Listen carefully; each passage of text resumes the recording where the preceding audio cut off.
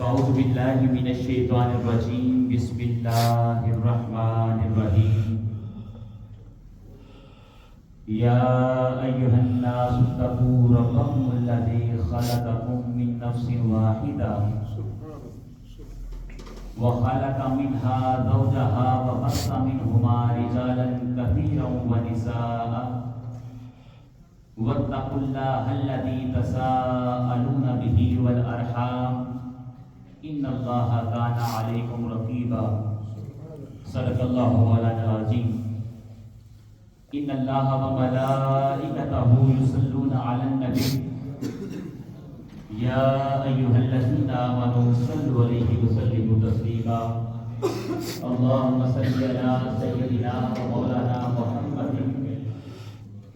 وعلى آله وصحبه وبارك وسلم الصلاة والسلام عليك سيدي يا رسول الله وعلى آلك وأصحابك يا سيدي يا حبيب الله. حاضرین عزیز وقار، اللہ رب العزت کا صدہ بار شکر کہ جس کی توفیق خاص سے اور حضور نبی کریم صلی اللہ علیہ وآلہ وسلم کے پاک جوڑوں کے صدقے سے آج ہم رمضان المبارک کا چوتھا روزہ اس کو رکھے ہوئے ہیں اور وہ اپنے اختتام کے قریب ہے، اور اسی کی مناسبت سے آج ہمارے قرآن پاک کی چوتھی سورہ مبارکہ بھی ہے، سورہ النساء. اس کا خلاصہ آپ کے گوش گزار کرنے کی ہم سعادت حاصل کریں گے. اللہ رب العزت کی بارگاہ میں التجا ہے باری تعالیٰ ہمارا مل بیٹھنا اور سننا سنانا اور ہمارے روزوں کو، ہمارے قیام اللیل کو اپنی بارگاہ میں شرف قبولیت عطا فرمائے. آمین. حاضرین محترم، سورہ النساء یہ مدینہ منورہ کے اندر اللہ رب العزت نے تاجدار کائنات حضرت محمد مصطفیٰ صلی اللہ علیہ وآلہ وسلم پر نازل فرمائی، اور اس سورہ کے اندر 24 رکوع ہیں اور 176 آیات کریمہ ہیں. اس سورہ کا نام ہے سورہ النساء. عربی زبان کے اندر عورتوں کو نساء کہا جاتا ہے، اور اس سورہ مبارکہ کے اندر چونکہ کثرت کے ساتھ اللہ رب العزت نے عورتوں کے احکام بیان فرمائے ہیں، اس لیے اس سورہ کو سورۃ النساء کہتے ہیں. اس کے فضائل کے متعلق میں ایک حدیث مبارکہ آپ کے گوش گزار کر دیتا ہوں. سورہ نساء کی آیت کریمہ کے بارے میں حضرت عبداللہ ابن مسعود رضی اللہ تعالیٰ عنہ آپ بیان کرتے ہیں، آقا علیہ السلام نے ایک مرتبہ مجھے ارشاد فرمایا، اے عبداللہ آپ قرآن کریم کی تلاوت کر کے مجھے سنائیے، قرآن پڑھیے، میں سننا چاہتا ہوں. حضرت عبداللہ ابن مسعود رضی اللہ عنہ حضور کی بارگاہ میں عرض کرتے ہیں، یا رسول اللہ صلی اللہ علیہ وآلہ وسلم، کیا میں قرآن آپ کے سامنے پڑھوں جبکہ رب کائنات نے آپ پر قرآن کو نازل فرمایا ہے؟ حضور علیہ السلام نے ارشاد فرمایا، ہاں عبداللہ، ہاں میرے سامنے تلاوت کیجیے. حضرت عبداللہ ابن مسعود رضی اللہ تعالیٰ عنہ آپ نے سورہ النساء کی تلاوت فرمائی، اور جب اس آیت کریمہ پر پہنچے فَكَيْفَ إِذَا جِئْنَا مِنْ كُلِّ أُمَّةٍ بِشَهِيدٍ وَجِئْنَا بِكَ عَلَى هَؤُلَاءِ شَهِيدًا، جب اس آیت کریمہ پر پہنچے اس کا معنی یہ ہے کہ ہم ہر امت پر ایک گواہ لے کر آئیں گے، ایک شہید لے کر آئیں گے. شہید کا معنی یہاں پر گواہ ہے، اور تاجدار کائنات صلی اللہ علیہ وآلہ وسلم کو تمام امتوں پر گواہ لایا جائے گا. جب اس آیت کریمہ کی تلاوت آقا علیہ السلام کے سامنے کی گئی تو حضور نبی کریم صلی اللہ علیہ وسلم آپ کی آنکھوں میں آنسو آ گئے، اور حضور علیہ السلام رونے لگے کہ مجھے تمام امتوں پر گواہ بنا کر لایا جائے گا. اسی طرح دوستان وقار اس سورہ النساء کی مضامین کی بات کریں تو سورہ نساء کا جو مرکزی مضمون ہے، اس کے اندر رب کائنات نے یتیم بچوں کے بارے میں چند احکامات نازل فرمائے ہیں، اور عورتوں کے حقوق کے متعلق رب کائنات نے آیات کو نازل فرمایا ہے۔ یتیم بچوں کے مال کو اپنے مال کے ساتھ ملا کر کھانے کو بڑا گناہ قرار دیا گیا ہے، اس کو سورہ مبارکہ کے اندر بیان کیا گیا ہے۔ پھر اسی طرح جو ناسمجھ بچے ہیں، یتیم ہیں لیکن چھوٹے ہیں، ابھی بالغ نہیں ہوئے، عاقل نہیں ہوئے، تو رب کائنات نے ارشاد فرمایا کہ ان کا مال ان کے سپرد نہ کرو جب تک وہ عقل مند نہ ہو جائیں، بالغ نہ ہو جائیں، سمجھدار نہ ہو جائیں، تب تک ان کا مال ان کے حوالے نہ کرو۔ اس کو بھی اس سورہ کے اندر بیان کیا گیا ہے۔ پھر اسی طرح جو شخص یتیموں کا مال کھا جاتا ہے، ہڑپ کر جاتا ہے، کسی انسان کا بھائی انتقال کر گیا، اس کی بیوہ ہے اور اس کے بچے ہیں یتیم، وہ اپنے بھائی کے جو بچے ہیں، یتیم بچے ہیں، ان کا مال بھی خود ہی کھا جاتا ہے، تو اس کے متعلق بھی رب کائنات نے سورہ کے اندر مختلف وعیدیں اور سزائیں بیان فرمائی ہیں۔ پھر عورتوں کا حق مہر ادا کرنا، حق مہر کی کون سے احکام ہیں، اس کو بھی اس کے اندر بیان کیا گیا ہے۔ پھر میراث کے حوالے سے کہ عورتوں کو بھی وراثت کے اندر حصہ دینا چاہیے، اس کو بھی بیان کیا گیا ہے۔ پھر وہ کون سے رشتے ہیں کہ جن کے ساتھ انسان نکاح نہیں کر سکتا، ان کے ساتھ شادی نہیں کر سکتا، اس کے اندر ماں ہے، بیٹی ہے، بہن ہے، پھوپھو ہے، خالہ ہے، یا جس کا انسان نے دودھ پیا ہوتا ہے، ان تمام رشتوں کے ساتھ انسان نکاح اور شادی بولیے نہیں کر سکتا۔ اس کو بھی تفصیل کے ساتھ اس سورہ النساء کے اندر بیان کیا گیا ہے۔ پھر اسی طرح سورہ النساء کی آیت نمبر 8 میں اللہ رب العزت نے ارشاد فرمایا وَإِذَا حَضَرَ الْقِسْمَةَ أُولُو الْقُرْبَى وَالْيَتَامَى وَالْمَسَاكِينُ فَارْزُقُوهُم مِّنْهُ، ارشاد فرمایا کہ اگر تم وراثت کا مال تقسیم کر رہے ہو اور اس وقت کوئی یتیم وہاں پر کھڑا ہے، کوئی مسکین وہاں پر کھڑا ہے، کوئی محتاج وہاں پر کھڑا ہے، تو اس وراثت میں سے اس کے بھی سپرد کوئی تھوڑا سا حصہ کر دو، سبحان اللہ، اور اس کے ساتھ احسان کر دو۔ تو اس کے اندر یہ بھی بیان کیا گیا ہے۔ پھر جیسا کہ میں نے پہلے عرض کیا، میراث کے تفصیل کے ساتھ احکام جو ہے رب کائنات نے سورہ النساء کے اندر بیان فرمائے ہیں۔ ارشاد فرمایا یوصیکم اللہ فی اولادکم للذکر مثل حظ الانثیین، بیٹے کو کتنا حصہ دینا ہے، بیٹی کو کتنا حصہ دینا ہے، بیوہ ہے اس کا کتنا حصہ ہوگا، ان تمام رشتہ دار جتنے بھی دوست احباب ہوتے ہیں انسان کے وراثت کے اندر، ان کے کتنا کتنا حصہ ہوتا ہے، ان تمام حصوں کو رب کائنات نے سورہ النساء کے اندر بیان فرمایا ہے۔ پھر آگے کن لوگوں کی توبہ اللہ رب العزت قبول فرماتا ہے اور کن لوگوں کی توبہ خالق کائنات قبول نہیں فرماتا، اس کو بھی سورہ النساء کے اندر بیان فرمایا۔ ارشاد فرمایا انما التوبۃ علی اللہ للذین یعملون السوء بجہالۃ ثم یتوبون من قریب، ارشاد فرمایا کہ اگر کوئی شخص گناہ کر بیٹھا ہے، غلطی کر بیٹھا ہے، لیکن گناہ اور غلطی کرنے کے بعد اگر فوراً پلٹ کر اللہ رب العزت کی بارگاہ میں توبہ کر لیتا ہے تو خالق کائنات اس کی توبہ کو اپنی بارگاہ میں شرف قبولیت عطا فرماتا ہے، سبحان اللہ۔ اور جو شخص گناہ کرتا ہے، غلطی کر لیتا ہے، لیکن اس کے بعد اللہ رب العزت کی بارگاہ میں پلٹتا نہیں ہے، اپنے گناہوں کا رجوع نہیں کرتا، خدا کی بارگاہ میں نادم اور شرمندہ نہیں ہوتا، تو اس کی توبہ اللہ رب العزت کی بارگاہ میں قبول بولیے نہیں کی جائے گی۔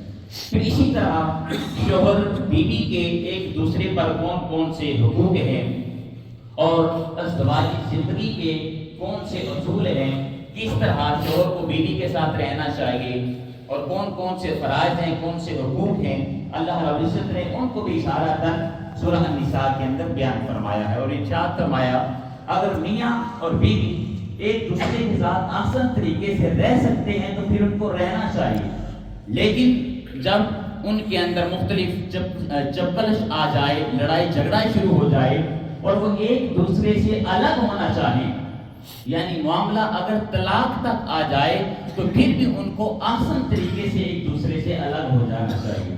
جبکہ اگر میں اپنی سوسائٹی کی بات کروں، خاص کر پاکستان کی، تو ہمارے ہاں تھوڑا سا اور رواج پایا جاتا ہے، اگر طلاق تک نوبت آ جائے تو پھر جو خاتون ہے اس کے بھائی درمیان میں آ جائیں گی، لڑائی جھگڑے تک بات چلی جاتی ہے، قتل تک بات چلی جاتی ہے جی۔ تو اس سے قرآن کریم نے منع فرمایا ہے، جب تک ایک دوسرے کے ساتھ احسان کر سکتے ہیں، بھلائی کر سکتے ہیں اور ایک دوسرے کے ساتھ گزارا ہو رہا ہے، تب تک آسان طریقے سے رہنا چاہیے، اور جب وہ سمجھیں کہ اب ہمارا گزارا مشکل ہے تو آسان طریقے سے ان کو ایک دوسرے سے الگ ہو جانا چاہیے۔ اس کو بھی رب کائنات نے اس سورہ کے اندر بیان فرمایا۔ پھر اسی طرح مال اور خون کے اندر مسلمانوں کے اجتماعی معاملات جو ہیں اس کو بھی بیان کیا گیا ہے۔ پھر کبیرہ گناہوں سے بچنے کی فضیلت کیا ہے؟ جو بندہ کبائر سے بچتا ہے، زنا سے بچتا ہے، چوری سے بچتا ہے، ڈکیتی سے بچتا ہے، قتل سے بچتا ہے، ان تمام کبیرہ گناہوں سے بچتا ہے، تو اس انسان کی خالق کائنات کی بارگاہ میں فضیلت کیا ہے، اس کو بھی سورہ النساء کے اندر بیان کیا گیا ہے۔ پھر اسی طرح تکبر کرنے سے منع کیا گیا ہے۔ تکبر آج کل ہماری سوسائٹی کے اندر یہ بھی رواج پکڑ رہا ہے جی، اگر کسی انسان کے پاس پیسہ آ جائے وہ پیسے کی وجہ سے تکبر کرتا ہے، اگر کوئی انسان صحت مند ہے، اللہ رب العزت نے ایسا خوبصورت طاقتور جسم عطا کیا ہے تو وہ اپنا جسم دکھا کر تکبر کرنے کی کوشش کرے گا۔ اللہ رب العزت نے اولاد کی کثرت عطا کر دی ہے تو وہ اولاد کو دکھا کر تکبر کرنے کی کوشش کرے گا۔ خالق کائنات نے کسی کو ہنر عطا کیا ہے، وہ کوئی ہنر جانتا ہے، وہ ہنر کے ساتھ تکبر کرنے کی کوشش کرے گا۔ اللہ رب العزت نے کسی انسان کو علم عطا کیا ہے تو علم کی بنیاد پر لوگوں کے سامنے تکبر کرنے کی کوشش کرے گا۔ تو تکبر کی بھی ممانعت اللہ رب العزت نے سورہ النساء کے اندر بیان فرمائی ہے۔ پھر اسی طرح بخل سے انسان کو بچنا چاہیے، بخیلی کنجوسی سے بچنا چاہیے۔ پھر ریاکاری کی مذمت کی گئی ہے، دکھلاوے کی مذمت کی گئی ہے۔ جیسے پہلے میں نے چند چیزیں آپ کی گوش گزار کی ہے کہ انسان کوئی بھی عبادت کرے، نماز پڑھے یا زکوٰۃ دے، حج کرے، کوئی بھی عبادت کرے، صدقہ و خیرات کرتا ہے تو انسان کو چاہیے کہ وہ دکھلاوے سے ہمیشہ بچتا رہے۔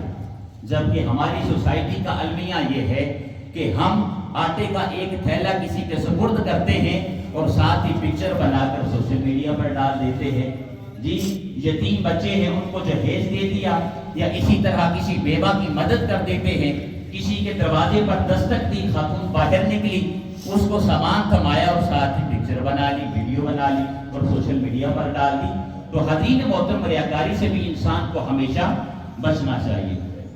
پھر اسی طرح سورہ النساء کے اندر جہاد کے بارے میں احکامات رب کائنات نے نازل فرمائے ہیں۔ پھر قاتل کے بارے میں احکامات ہیں کہ اگر کوئی شخص کسی دوسرے انسان کو قتل کرنا چاہتا ہے لیکن غلطی سے وہ کسی اور کو قتل کر دیتا ہے جی، اس کو قتل بالخطا کہتے ہیں، تو اس کے متعلق اللہ رب العزت نے احکامات کو نازل فرمایا ہے کہ وہ غلام آزاد کرے، اور تفصیل کے ساتھ سورہ النساء کے اندر بحث ہوئی ہے۔ پھر اسی طرح ہجرت کے متعلق مختلف احکامات رب کائنات نے نازل فرمائے ہیں۔ پھر نماز خوف کا طریقہ کیا ہے اس کو بیان کیا گیا ہے۔ پھر نیک اعمال کرنے اور گناہوں سے توبہ کرنے کی تلقین کی گئی ہے، اور جو بندہ نیک اعمال کرتا ہے، صالح اعمال کرتا ہے، اللہ رب العزت کی اطاعت اور فرما برداری کے اندر اپنی زندگی بسر کرتا ہے، خالق کائنات نے اس کے متعلق کیا ارشاد فرمایا والذین آمنوا وعملوا الصالحات، جو شخص ایمان لایا اور ایمان لانے کے بعد وہ انسان ہمیشہ صالح اعمال کرتا رہا، ارشاد فرمایا سندخلہم جنات تجری من تحتها الانہار خالدین فیہا ابدا۔ فرمایا کہ اللہ رب العزت نے اس نیک انسان کے لیے جنت کے دروازوں کو کھول دیا، سبحان اللہ۔ اور جنت کی پھر صفات کو رب کائنات نے بیان فرمایا ہے کہ جنت پھر کیسی ہوگی، اس کے اندر نہریں بہتی ہوگی، ساری چیزیں اللہ رب العزت نے سورہ النساء کے اندر بیان فرمائی ہیں۔ پھر اسی طرح دوستان شیواکار اخلاقی اور ملکی معاملات کے اصول، پھر جنگ کے بعض احکام جو ہیں ان کو بھی سورہ النساء کے اندر بیان کیا گیا ہے۔ پھر منافقوں، عیسائیوں اور بطور خاص یہودیوں کے خطرات سے مسلمانوں کو آگاہ کیا گیا ہے کہ انسان مسلمانوں کو کیسے بچنا چاہیے ان مذاہب سے۔ پھر آخر میں حضرت عیسیٰ علیہ السلام کے بارے میں جو عیسائی گمراہی پھیلاتے ہیں اور یہ کہتے ہیں کہ حضرت عیسیٰ علیہ السلام وہ کیا ہیں، وہ بھی خدا ہیں، شرک کرتے ہیں، تو ان کی گمراہیوں کو بھی رب کائنات نے سورہ النساء کے اندر بیان فرمایا ہے۔ اسی طرح حاضرین محترم، میں چاہتا ہوں کہ آج اگلی سورہ کو بھی کمپلیٹ کر دیتا ہوں مختصر سے وقت میں۔ اگلی سورہ ہے سورہ مائدہ۔ سورہ مائدہ بھی اللہ رب العزت نے تاجدار کائنات صلی اللہ علیہ وسلم پر مدینہ منورہ کے اندر نازل فرمائی، لیکن ایک آیت کریمہ جو ہے وہ مقام عرفہ میں اللہ رب العزت نے نازل فرمائی۔ کون سی؟ الیوم اکملت لکم دینکم، وہ جو آخری آیت کریمہ خطبہ حجت الوداع کے موقع پر تاجدار کائنات صلی اللہ علیہ وسلم نے تلاوت فرمائی تھی کہ آج کے دن اللہ رب العزت نے تمہارے دین کو کیا کر دیا ہے؟ مکمل کر دیا ہے، اور خالق کائنات نے تمہارے لیے جس دین کو پسند کیا ہے وہ دین اسلام ہے۔ یہ آیت کریمہ جو ہے یہ مکہ المکرمہ کے اندر نازل ہوئی ہے، اور باقی ساری جو سورہ مائدہ ہے اس کو رب کائنات نے مدینہ منورہ کے اندر نازل فرمایا۔ سبحان اللہ۔ اسی طرح حاضرین محترم، سورہ مائدہ جو ہے اس کے 16 رکوع ہیں اور 120 آیات کریمہ ہیں۔ سورہ مائدہ کا نام مائدہ ہے، مائدہ کا معنی ہوتا ہے دسترخوان۔ مثلا یہ آپ کے پیچھے یہ جو افطاری کے لیے دسترخوان لگایا گیا ہے، تو دسترخوان کو عربی زبان کے اندر کیا کہا جاتا ہے؟ مائدہ کہا جاتا ہے، کیونکہ اس سورہ کے اندر حضرت عیسیٰ علیہ السلام کے جو حواری تھے انہوں نے حضرت عیسیٰ علیہ السلام کی بارگاہ میں التجا کی، عرض کرتے ہیں اے عیسیٰ علیہ السلام، اے نبی اللہ، ہم اللہ رب العزت کی بارگاہ میں دعا کریں کہ خالق کائنات ہمارے لیے دسترخوان نازل فرمائے، من و سلوہ نازل فرمائے۔ تو اس وجہ سے پھر اس سورہ کا نام سورہ مائدہ ہے۔ اس کی آیت کریمہ 112 سے لے کر 115 تک یہ سارا مضمون اللہ رب العزت نے اس کے اندر بیان فرمایا ہے۔ پھر اسی طرح حاضرین محترم، سورہ مائدہ کی کثیر فضائل ہیں، ایک دو آپ کی گوش گزار کر دیتا ہوں۔ اس سورہ کی ایک آیت کریمہ کے بارے میں حضرت عمر فاروق رضی اللہ تعالیٰ عنہ آپ سے مروی ہے، ایک یہودی نے حضرت عمر فاروق رضی اللہ تعالیٰ عنہ آپ سے عرض کیا، اے امیر المؤمنین، اگر قرآن کریم کی ایک آیت کریمہ جو قرآن کریم کے اندر موجود ہے وہ ہم یہودیوں پر نازل ہوتی تو ہم یہودی اس دن عید مناتے۔ کیا کرتے؟ بولیے، عید مناتے۔ ہم یہودی اس دن عید مناتے۔ حضرت عمر فاروق رضی اللہ عنہ آپ دریافت کرتے ہیں، آپ پوچھتے ہیں کہ وہ کون سی آیت کریمہ ہے جس کے متعلق آپ کہہ رہے ہیں؟ جی، یہودی کہتا ہے وہی جو میں نے پہلے آپ کی گوش گزار کی ہے، الیوم اکملت لکم دینکم واتممت علیکم نعمتی ورضیت لکم الاسلام دینا۔ یہ آیت کریمہ ہے حضرت عمر فاروق رضی اللہ عنہ۔ آپ فرماتے ہیں ہم تو یہ بھی جانتے ہیں کہ رب کائنات نے اس آیت کریمہ کو کس جگہ پر نازل فرمایا ہے، کس جگہ پر نازل فرمایا ہے اور کس دن نازل فرمایا ہے، ہم مسلمان تو یہ بھی جانتے ہیں۔ پھر آپ فرمانے لگے کہ وہ دن کون سا تھا کہ جب اللہ رب العزت نے اس آیت کریمہ کو نازل فرمایا، وہ دن حاضرین محترم جمعہ المبارک کا دن تھا، اور مقام کون سا تھا؟ مقام عرفہ تھا، میدان عرفات۔ تو حضرت عمر فاروق فرماتے ہیں کہ جمعہ کا دن بھی ہمارے لیے عید کا دن ہوتا ہے اور عرفہ کا دن بھی ہمارے لیے عید کا دن ہوتا ہے۔ پھر اسی طرح دوستان ذکر حضرت عبداللہ ابن عمر رضی اللہ عنہ آپ سے مروی ہے، آقا علیہ السلام پر جب سورہ مائدہ نازل ہوئی تو اس وقت تاجدار کائنات صلی اللہ علیہ وسلم سواری پر تھے، کسی جانور پر سواری کر رہے تھے۔ جب سورہ مائدہ نازل ہوئی تو سواری نے بوجھ محسوس کیا تو تاجدار کائنات صلی اللہ علیہ وسلم سواری سے نیچے تشریف لے آئے۔ اسی طرح اس کے بہت سارے اور بھی فضائل ہیں، لیکن میں چاہتا ہوں کہ جلدی سے اس کے مضامین آپ کی گوش گزار کر دوں۔ اس سورہ کا جو مرکزی مضمون ہے وہ یہودیوں اور عیسائیوں کے باطل عقائد اور نظریات ان کو بیان کیا گیا ہے۔ پھر مسلمانوں کو تمام جائز معاہدے پورا کرنے کا حکم دیا گیا ہے۔ پھر کن جانوروں کو مسلمان کھا نہیں سکتے ان کو بیان کیا گیا ہے، حرمت علیکم المیتۃ والدم ولحم الخنزیر، جی مردہ جانور ہے، مردار ہے، اس کو نہیں کھا سکتے، خون کا استعمال نہیں کر سکتے، اور اسی طرح خنزیر کا گوشت مسلمان استعمال نہیں کر سکتے۔ ان تمام چیزوں کو رب کائنات نے، اور بھی یہاں پر تفصیل ہے لیکن میرے پاس وقت نہیں ہے، میں نے بس اشارہ دے دیا، تفصیل کے ساتھ پڑھنا چاہتے ہیں تو اس میں آپ کر سکتے ہیں۔ پھر وضو کا بیان، غسل کا بیان، تیمم کا بیان، یہ ساری باتیں اللہ رب العزت نے سورہ مائدہ کے اندر نازل فرمائی ہیں۔ پھر بنی اسرائیل سے جو عہد لیا گیا، پھر ان لوگوں نے عہد کی خلاف ورزی کی، اس کو بھی بیان کیا گیا ہے۔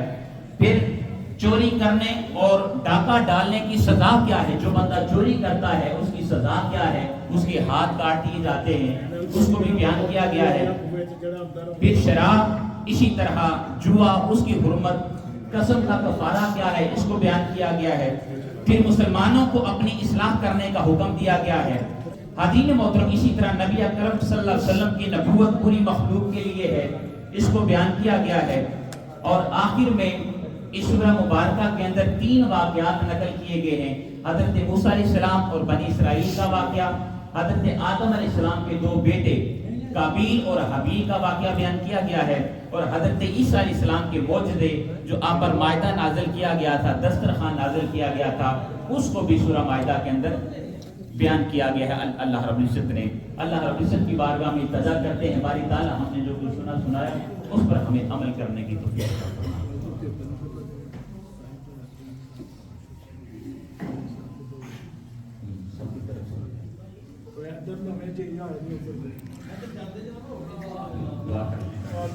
اللهم صل على سيدنا ومولانا محمد وعلى آله وصحبه وبارك وسلم وربنا آتنا في الدنيا حسنة وفي الآخرة حسنة وقنا عذاب النار۔ آج کی جو افطاری ہے ہمارے بھائی محترم طاہر صاحب، محترم شاہ صاحب، محترم کاشف صاحب، محترم شاہد صاحب اور محترم باؤجی صاحب، ان کی طرف سے ہے۔ اللہ رب العزت کی بارگاہ میں التجا کرتے ہیں باری تعالیٰ ہمارے جتنے احباب جن کے نام ہم نے ذکر کیے ہیں، باری تعالیٰ ان کے رزق کے اندر مزید کشادگی عطا فرما۔ مولا ان کے خاندان میں جو لوگ اس دنیا فانی سے رخصت ہو چکے ہیں ان کی کامل بخشش و مغفرت فرما، ان کی قبروں میں اپنا نور نازل فرما، حضور نبی کریم صلی اللہ علیہ وآلہ وسلم کی شفاعت سے بہرامت فرما۔ مولا تیری بارگاہ میں التجا کرتے ہیں، یہ جتنے دوست احباب یہاں پر تشریف فرمائے ہیں، دوروں نزدیک سے تشریف لاتے ہیں، مولا ان کا یہاں پر آنا اپنی بارگاہ میں شرف قبولیت عطا فرما۔ مولا ان کے روزوں کو اپنی بارگاہ میں شرف قبولیت عطا فرما، ان کی نماز تراویح قیام اللیل کو اپنی بارگاہ میں شرف قبولیت عطا فرما، ان کی عبادات کو، ان کے قرآن کریم کی تلاوت کو اپنی بارگاہ میں شرف قبولیت عطا فرما۔ مولا جو لوگ بیمار ہیں، گھروں میں ہیں یا اسپتالوں میں ہیں، خالق کائنات ان کو شفاء کاملہ عاجلہ عطا فرما۔ مولا سب کو صحت و سلامتی والی لمبی زندگی عطا فرما۔ حضور شیخ الاسلام ڈاکٹر محمد طاہر القادری مدد علی باری تعالیٰ ان کو صحت و سلامتی والی لمبی زندگی عطا فرما۔ ان کا سایہ تا دیر امت مسلمہ پر قائم اور دائم فرما، تحریک میں حاد القرآن کی خیر فرما۔ مولا جملہ احباب یہاں پر تشریف فرما ہے، ان کے دل کے اندر کوئی بھی خواہش ہے، تمنا ہے، آرزو ہے، مقصد ہے، دعا ہے، اپنے طرف سے اس کو پورا فرما۔ صلی اللہ تعالی علی رسول خیر خلقہ محمد وعلی آلہ وصحبہ اجمعین برحمتک یا ارحم الراحمین بحق لا الہ الا اللہ محمد رسول اللہ۔ 38 منٹ پر انشاءاللہ روزہ افطار ہوگا، اور اس سے پہلے ایک اعلان سماعت کر لیں۔ ہماری جو انتظامیہ ہے محترم عثمان صاحب کی طرف سے یہ اعلان ہے کہ یہ جب آپ افطاری کر لیتے ہیں اس کے بعد آپ چائے نوش فرماتے ہیں تو آپ کے پاس جو کپ ہوتے ہیں کائنڈلی اس کو مرکز سے باہر نہ لے کر جایا کریں، یعنی گیٹ سے باہر، کیونکہ وہ بتا رہے تھے کہ بہت سارے افراد کو چائے پی کر باہر روڈ پر ہی وہ کپ جو ہے ان کو پھینک دیتے ہیں۔ تو گزارش ہے کہ دروازے کے ساتھ باسکٹ پڑی ہوئی ہیں، آپ جو ہی چائے استعمال کر لیں، چائے پی لیں، یا اسی طرح اور بھی کوئی آپ کے پاس ٹیشو پیپر ہے، کوئی پلیٹ ہے تو آپ ڈسٹ بن میں پھینکیں، دروازے سے باہر یا سڑک پر نہ پھینکیے گا۔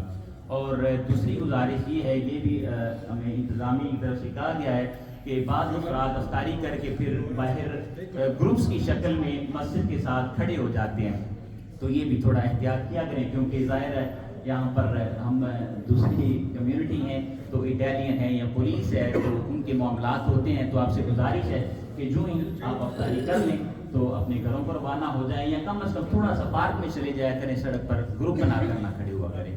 بہت شکریہ۔ اللهم إني لك أسألك بك آمنت وعليك توكلت وعلى رزقك أفطرت.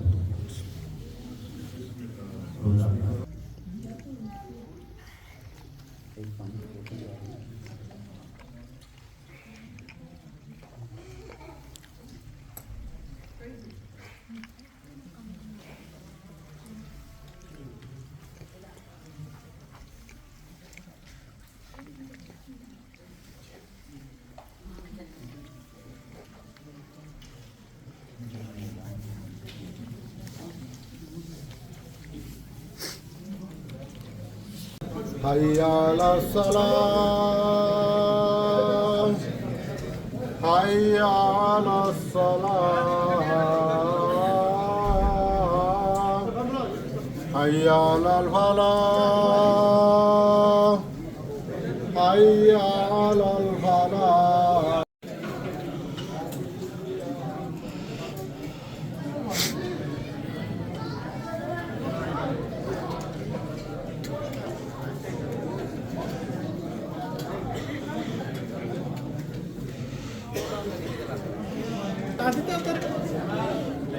لاؤ نا یار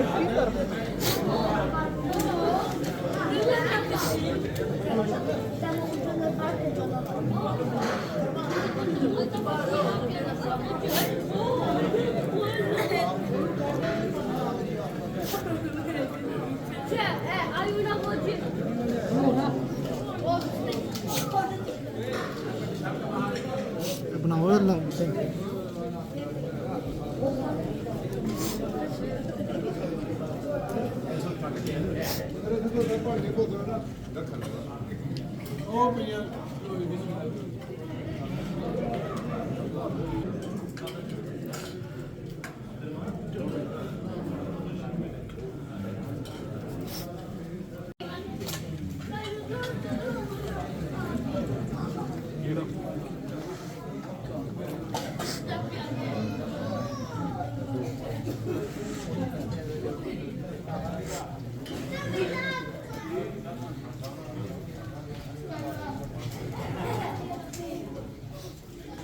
لیٹ نہیں ہے.